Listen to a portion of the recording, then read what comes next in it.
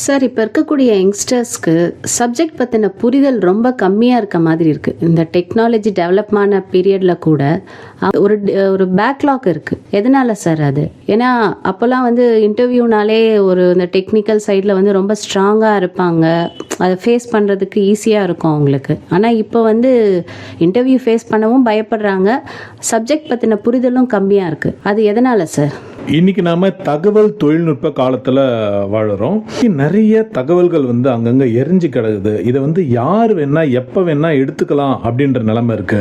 அதனால யங்ஸ்டர்ஸ் என்ன நினைக்கிறாங்கன்னா, நமக்கு தேவையானப்ப தெரிஞ்சுப்போம், இதெல்லாம் தெரிஞ்சு எதுக்கு நம்ம மைண்ட்ல போட்டு எல்லாம் ஸ்டோர் பண்ணணும் அப்படின்னு நினைக்கிறாங்க. இது ஆக்சுவலா இந்த புரிதல் சரியானது கிடையாது.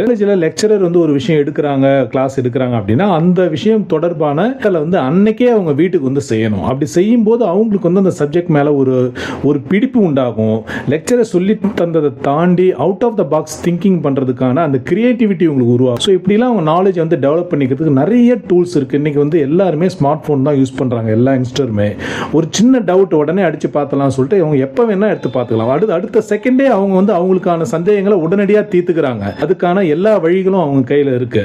ஆனா அதை சரியாக பயன்படுத்தாமலே அவங்க சப்ஜெக்ட் நாலேஜ் தேவையானப்ப படிச்சுக்கலாம்னு நினைக்கிறாங்க.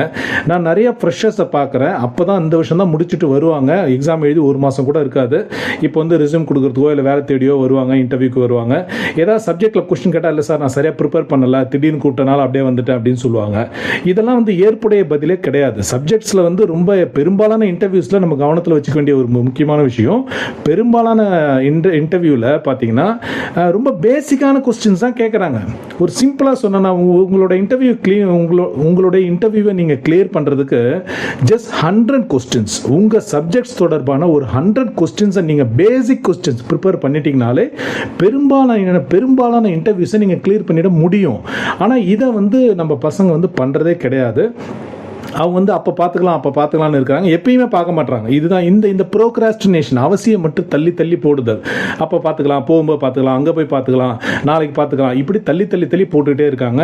அவங்களுக்கு அந்த டைமில் ஏதாவது ஒரு ரீல்ஸு இல்லை ஏதாவது ஒரு இதில் ஃபோனில் ஏதாவது பார்த்துட்டு இருக்கிறது, சேட் பண்ணிக்கிறது, இதில் தான் கவனம் செலுத்துகிறாங்க. இதனால் என்ன ஆகுது, அவங்க சப்ஜெக்ட்லேருந்து கம்ப்ளீட்டாக டீவியேட் ஆகி போய்கிட்டே இருக்கிறாங்க. எக்ஸாம் எப்படியோ எழுதி கஷ்டப்பட்டு பாஸ் பண்ணி வந்துடுறாங்க.